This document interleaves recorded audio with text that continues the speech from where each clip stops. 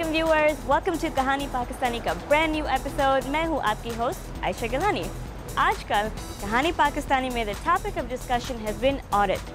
तारीख उठाकर देखें तो वो हिम्मत और ताकतवर औरतों से भरी हुई है, जैसे कि हवा यानी Eve the mother of humanity, Athena the goddess of war and wisdom, Cleopatra the queen of the Nile. और पाकिस्तान में भी ताकतवर औरतों की कोई कमी नहीं है। आई मीन वीव हैड मोहतरमा बेनज़ीर भुट्टो, शाज़िया हिदायत, बिल्किस ईदी, the list goes on and on and on. और इसी तरह फिल्म इंडस्ट्री में भी औरतों की अच्छी खासी लेगेसी बनी हुई है। आज के एपिसोड में मैं आपको इन जैसी औरतों से मिलवाऊंगी।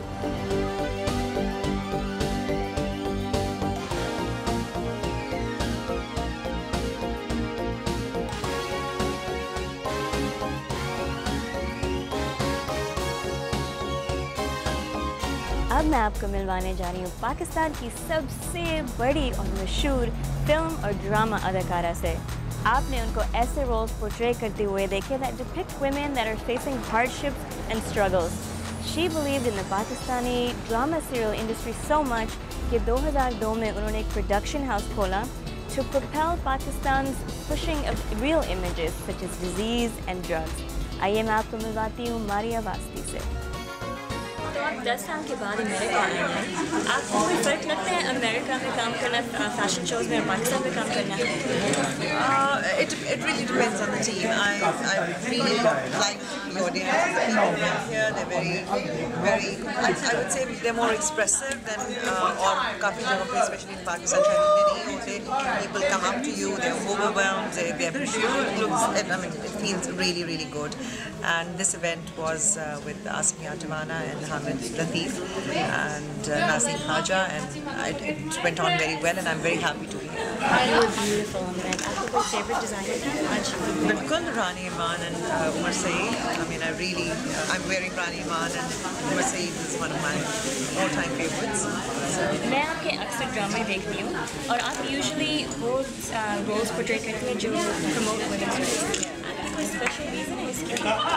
I just when a play is offered to me, I just take it up when I feel close to it. And I usually do roles which people can relate to, men and women. So it's just that it's instinctively I pick up such characters. तो आपके आजकल नए project क्या चल रहे हैं? हम TV पे रिहाई चल रहा है, which people are watching. There are a couple of other plays which are coming up, which are in the pipeline. One is it has just been on air on Urdu One, and other plays are in the making right now. अच्छा, it is such an honor to meet you. Thank you so much कि आपने हमारे लिए वक्त निकाला। आइए अब मैं आपको अफ़गानी डायरेक्टर और सऊदी अरेबिया की पहली खातून फिल्म मेकर की बनाई हुई 2 फिल्मों के बारे में पैकेज दिखाती हूँ that explore the gender relations औरत और मर्द के बीच में। چقدر یک جای زندگی کردی؟ 2 سال؟ 3 سال؟ حتی در روز عروسی به جای خودت عکستو موندن. अतीक रहीमी की फिल्म द पेशेंट स्टोन में एक नौजवान औरत अपने बेहोश खावंद के सामने अपने दिल की भड़ास निकालती है, जो कि सालों की बेरुखी और जज्बाती अदम तवज्जो का नतीजा है। صدای من میشنوی؟ बीवी अपने बेहोश खावंद के साथ सुकून पाती है। खावंद उसका पेशेंट स्टोन बन जाता है, जो कि एक पत्थर है जो रिवायती तौर पर राज रखता है और राहत बख्शता है। برش تمام دردا و رازا و اسرارت بگو. کل چیزا رو بشنوم. و یک روز سنگ میدرقه. توته میشه. و اون روز تو آزاد میشی. از تمام دردایت آزاد میشی. अफगानी एक्टिविस्ट हुसाई वरदाक कहती हैं कि रहीमी एक आम अफगानी बेमोहब्बत शादी का नक्शा खींचते हैं और एक ऐसे मुआशरे में खानदानी ताल्लुकात का जिसमें मर्द हावी हों, जैसे कि अफगानिस्तान। शादी एक ऐसा रिश्ता बन जाता है जिसमें सिर्फ औलाद पैदा करना, खानदान को बढ़ाना और किसी से अपना ख्याल रखवाना ही रह जाता है। वो कहती हैं कि कम्युनिकेशन ना होने की वजह से काफ़ी अरेंज शादियां बाहमी नाखुशी और घरेलू तशद्दुद का जरिया बन जाती हैं। जंगें क्यों हैं? हम क्यों तशद्दुद का शिकार होते हैं? क्या ये इसलिए है कि अब हमारे दिलों में हमदर्दी नहीं है? وقتی دید شکمدار نمیشم تو را مجبور ميكانيك زاد وأمك. حسبي نفسك ولد انت عشان تركبي سيكل لدور ابوك بيذبح. हाइफा अल-मंसूर भी अपनी फिल्म वाजिदा में मर्दों और औरतों में तखसीस को बेनकाब करती हैं। وبعدين إذا ركبتي سيكل ما تقدري تحملين ولا تجيبين عيال. ये फिल्म एक 10 साल की लड़की वाजिदा की कहानी पे मुश्तमिल है जो मुआशरे की नामंजूरी के बावजूद एक साइकिल खरीदना चाहती है।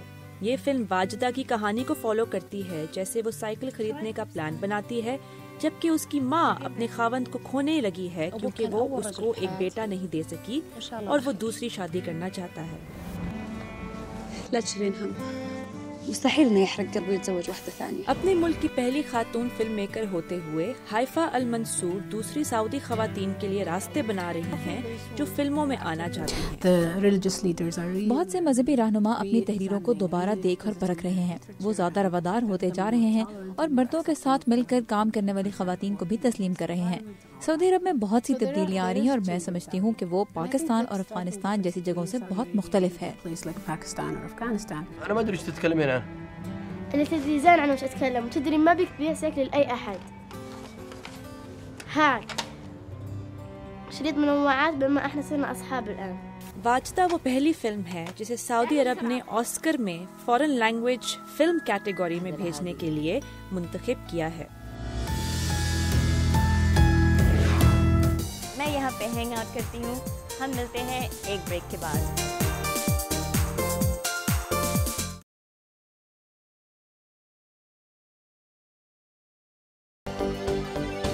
हाल ही में मुझे मौका मिला to talk with one of my favorite Pakistani celebrities. वैसे इनकी कोई इंट्रोडक्शन की ज़रूरत नहीं है, but I'll still do the honors. ये ना सिर्फ एक ड्रामा सीरियल की एक्ट्रेस हैं, बल्कि एक super model, lux style award winner, lawn and shoe wear collection designer, dentist and mother and wife भी है। आइए मैं आपको मिलवाती हूँ नादिया हुसैन से।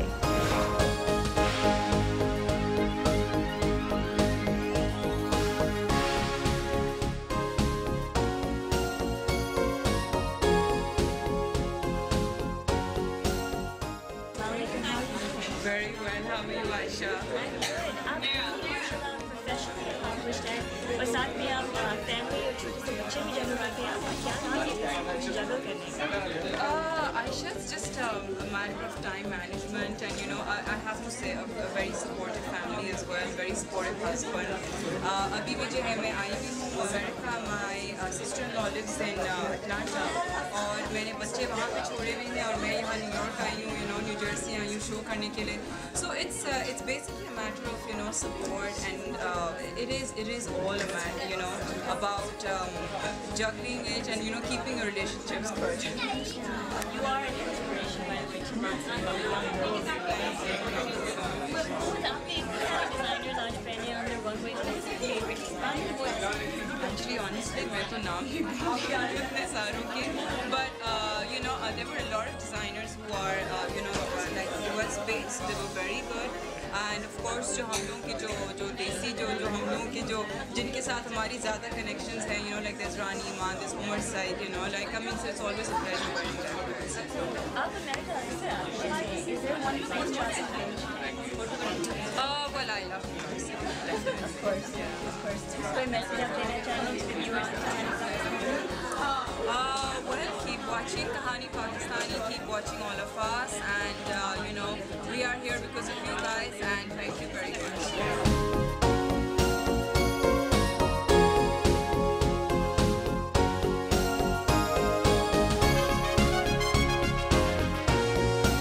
अब हम मिलते हैं जानी मानी award winning film maker Mira Nair से, जो हमें अपने इस साल में रिलीज होने वाली फिल्म रिलक्टेंट फंडामेंटलिस्ट के बारे में ज़रा बताएंगी। इस फिल्म के ज़रिए मीरा हमें दिखाती है कि जनरल स्टीरियोटाइप्स कैसे ज़िंदगियों को मुतासिर करती है। You picked a side after 9/11? I didn't have to. It was picked for me. Step over here, sir. Sir, is there a problem? He's an employee. Follow me, please. Have you ever been a member of a terrorist organization? How do you feel about the United States of America? Agent Ford, I love the United States of America. Well, you know, in India we eat and breathe and India में हमारा ओढ़ना बिछोना, खाना पीना और जीना सब कुछ film है। हम फिल्मों में रहते और फिल्मों का सोचते हैं। भारत में रहने और वहाँ के एक मारूफ फिल्म डायरेक्टर होने का मतलब ये है कि आपके आसपास ऑडियंसेस की एक बड़ी तादाद मौजूद है, जिसका मुवाजना दुनिया के किसी भी दूसरे मुल्क में रहने वाले मूवी फैंस के साथ किया जा सकता है। हमारे सिनेमाज में जाने वाले ये ऑडियंसेस हमें बहुत हौसला देते हैं। पिछले 20 वर्षों से हमारे सिनेमाज में जो रौनक नजर आ रही है, उसके नतीजे में हमारे अंदर भी एक नई रूह पैदा हुई है। हमारे पास टैलेंट हमेशा से मौजूद रहा है, लेकिन अब उसमें माजी से ज्यादा सलाहियतें मौजूद हैं। मुझे अपना सिनेमा बहुत पसंद है क्योंकि वो हमारे लिए है। वो हमारे अपने मिजाज, हमारे अपने मखसूस तर्ज और हमारी वोकैबुलरी से मुताबिकत रखता है। इसमें हमारे अपने गाने, हमारी अपनी कहानियाँ और हमारे अपने ख्वाब होते हैं। इंडियन सिनेमा दुनिया भर में तेजी से मकबूल हो रहा है और इससे बहुत से नए ऑडियंसेस भी मिल रहे हैं, जो एक अच्छी खबर है। इंडियन सिनेमा तब्दीली के अमल से भी गुजर रहा है और नई नई चीजें सामने आ रही हैं। मुझे उम्मीद है कि वो अपना मकाम बरकरार रखेगा और दुनिया भर के फैंस से उसका रिश्ता कायम रहेगा। आप जानते हैं कि लोग हमारी फिल्में पसंद करते हैं और ये चीज़ हमें बहुत इनकरेज करती है। But I think the diaspora loves our cinema, and that's a huge power to us. मेरी कहानी एक बुनियाद परस्त शख्स के गिर्द घूमती है, जिसमें सनसनी और जज्बात को शामिल किया गया है। ये लाहौर से ताल्लुक़ रखने वाले एक नौजवान की कहानी है जिसका नाम चंगेज़ है। वो अमेरिका के ख्वाब देखता है और उसे पसंद करता है। आखिरकार वो अमेरिका चला जाता है और वहाँ बहुत कामयाबी हासिल करता है। वो अपने सारे ख्वाब पा लेता है और मोहब्बत करने लगता है। लेकिन 9/11 के बाद वही अमेरिका जिससे वो मोहब्बत करता है, उसे शक की नज़र से देखने लगता है। ये असल में दो दुनियाओं के मिलाप की कहानी है।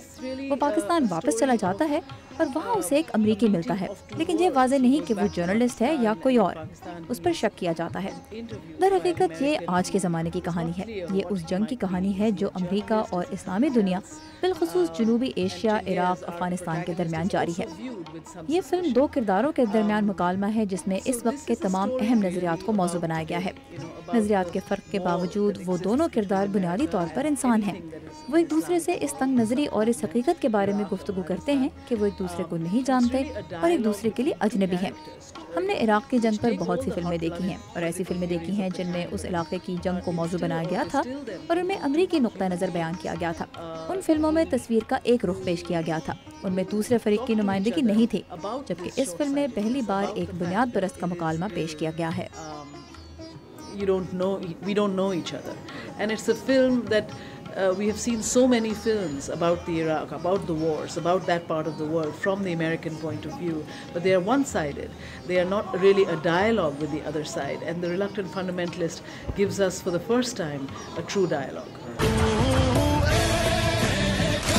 playing a dangerous game, Chungus. Gonna get us both killed. Yes, I'm Pakistani. Yes, I'm Muslim. But that's not all I am. मैं जाके खाना लेके आती हूँ। हम मिलते हैं एक ब्रेक के बाद।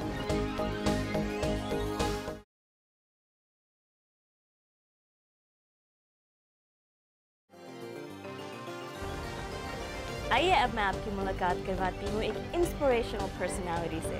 वजीहा रिजवी एक फिल्म हिस्टोरियन है जिन्होंने नेशनल कॉलेज ऑफ आर्ट्स में पढ़कर मीडिया इंडस्ट्री को ज्वाइन किया। She is one of the very few film historians in Pakistan. आइए चल के सुनते हैं उनकी इंस्पायरिंग स्टोरी।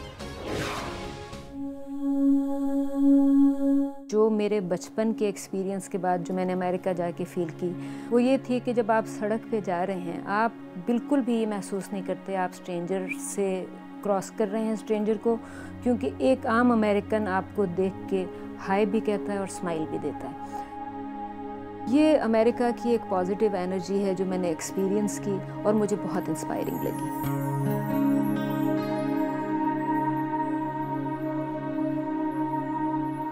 रूरल पंजाब में मेरे फादर की पोस्टिंग थी, वहाँ पे एक स्कूल में मेरा एडमिशन हुआ। वहाँ से अगले 10 साल पढ़ने के बाद मैं शहर आ गई और शहर में पढ़ते पढ़ते चूँकि फ़ाइन आर्ट्स, डिज़ाइन, ड्राइंग का शौक़ था, नेशनल कॉलेज ऑफ आर्ट्स पहुँच गई। I was one of the top students और थ्रू आउट स्कॉलरशिप पे पढ़ती रही। उसी स्कॉलरशिप में जब मैंने NCA से किया bachelors in advertising and graphic design, तो मैंने मीडिया इंडस्ट्री में जॉब शुरू कर दी। डिज़ाइन पोस्टर से कमर्शियल की तरफ डाइवर्जन हुई, और टीवी कमर्शियल से टेलीविज़न प्रोडक्शन, टेलीविज़न प्रोडक्शन से फिल्म मेकिंग। इसी फोकस में मेरी चूँकि फिल्म एंड टेलीविज़न में इंटरेस्ट थी, तो नेशनल कॉलेज ऑफ आर्ट्स में film and television department setup किया। पंजाब में जो और स्कूल्स एंड कॉलेजेस हैं जहाँ पे फिल्म एंड टेलीविज़न और मीडिया पढ़ाया जाता है, वहाँ पे मैं किसी ना किसी तरह करिकुलम डेवलपमेंट और मीडिया स्टडीज़ का पार्ट रही। इस दौरान में यूनाइटेड स्टेट्स एजुकेशन फाउंडेशन इन पाकिस्तान ने स्कॉलरशिप्स अनाउंस किए, तो मैंने फॉरेन ग्रेजुएट स्टडीज़ के लिए अप्लाई कर दिया। मेरी सिलेक्शन हुई फॉर ओक्लाहोमा स्टेट यूनिवर्सिटी। वहाँ पे मैं गई और वहाँ पे मैंने फिल्म स्टडीज़ में, स्क्रीन स्टडीज़ प्रोग्राम में, फिल्म एंड टेलीविज़न में पढ़ा। वो एक्सपीरियंस बहुत आउटस्टैंडिंग एक्सपीरियंस था, स्टार्टिंग फ्रॉम स्क्रैच। आपकी एफिशिएंसी ट्रिमेंडसली एनहांस कर दी जाती है। मेरा ये ख्याल है कि वो अपने ग्रेजुएट स्टूडेंट से इतना काम करवाते हैं जितना उनको खुद भी नहीं पता होता कि वो कर सकते हैं। ये चीज़ कहीं और नहीं है। सबसे ज़्यादा चैलेंजिंग बात जो थी वो है 2 बच्चों के साथ ट्रैवल करना।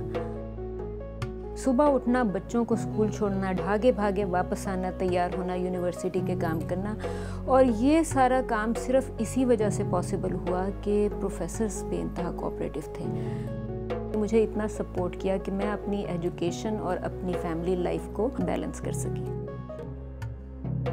मेरी टीचर ने मुझसे ये कहा कि मैं उन्हें कोई पाकिस्तानी फिल्म ला दूँ जिसको वो अमेरिकन क्लासरूम में पढ़ा देंगी विमेन फिल्म मेकर्स के तौर पे। उसमें एक प्रॉब्लम ये आ गई कि हमारे पास विमेन फिल्म्स में या तो डबिंग हो या सबटाइटल्स हों, तो मैं अपनी टीचर को भेज दूं और वो अगले सेमेस्टर में पाकिस्तानी फिल्म करिकुलम में शामिल कर लें। ये नहीं हो सका क्योंकि सबटाइटल्स नहीं थे। जब मैं वापस आई हूँ और मुझे ये लगा कि जी ये पाकिस्तानी सिनेमा पे तो चैप्टराइजेशन ही नहीं है, कोई रिसर्च नहीं है। एक किताब छपी थी 90s में, उसके बाद आज तक कोई दोबारा किताब नहीं आई। वहाँ से आई डिसाइडेड कि मैं पाकिस्तानी सिनेमा पे रिसर्च शुरू करूँ। मैंने 2 लोगों को फ़ोन किया जिनमें सज्जाद गुल और उस्मान पीरज़ादा हैं। उस्मान ने मुझे एक नाम दे दिया, एस इकबाल का, एंड ही सेड कि आप उनसे जाके मिलें, हमेशा से पोस्टर्स बनाते रहे हैं, शायद उनसे कुछ मिल जाए। तो that's how I ended up in royal park. ये बहुत बड़ी बात है कि ये जो हम लोगों ने काम किए उनको ये प्रिजर्व करना चाहती हैं, उन्हें नई जनरेशन में ला के बताना चाहती हैं, ताकि जो आने वाले लोग हैं उनको भी पता चले कि चले गए हैं लोग, उन्होंने क्या काम किया है। वहाँ पे कुछ और फिल्म्स के ऑफिसेस थे, तो मैंने कहा कि एक साहब से मिली, 1-2 लोगों से और मिलती जाऊँ।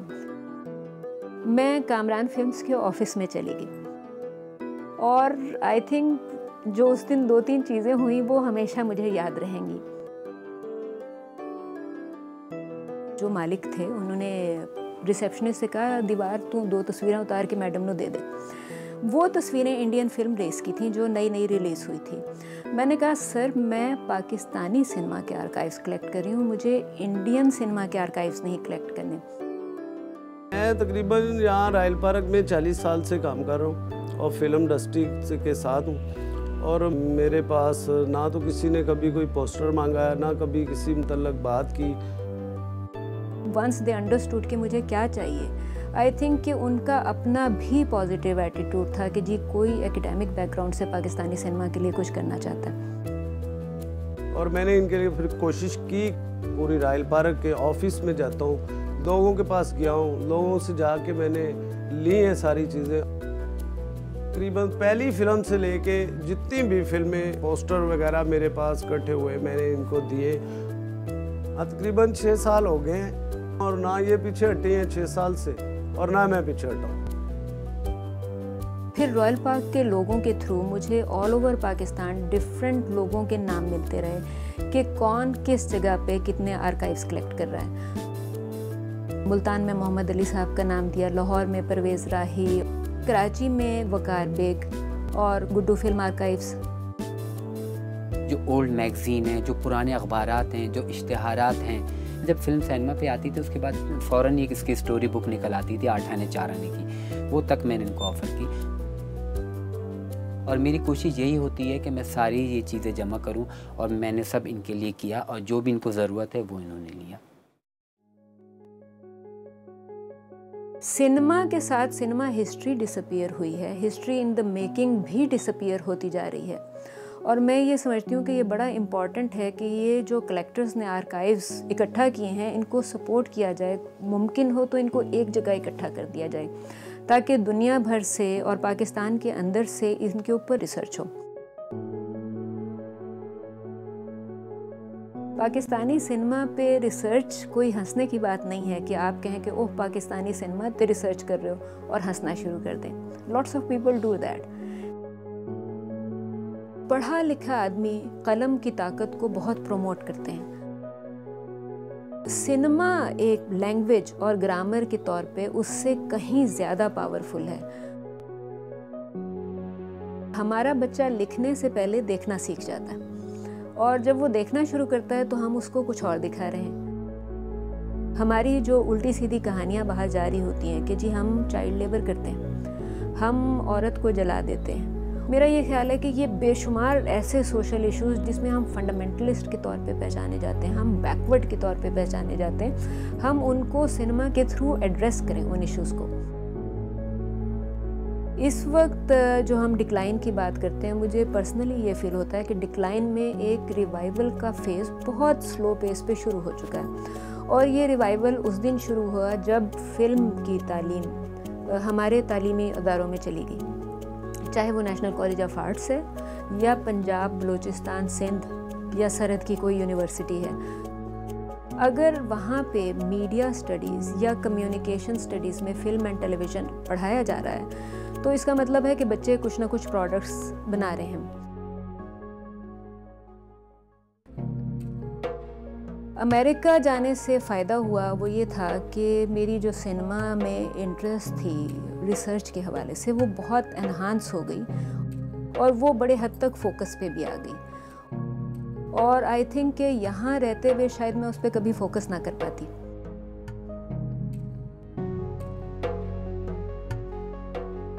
मेरा दोनों मुल्कों के लोगों के लिए एक ही मैसेज है।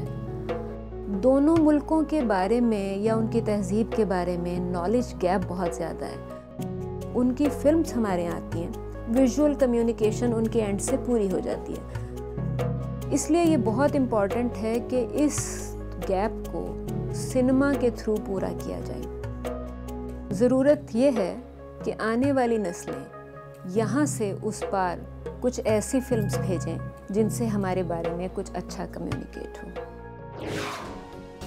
आई होप कि अब आपने देख लिया कि क्यों लोग कहते हैं कि औरत is a force to be reckon with. Well, आज के एपिसोड के लिए हमारा वक्त ख़त्म हो चुका है, but you know the drill.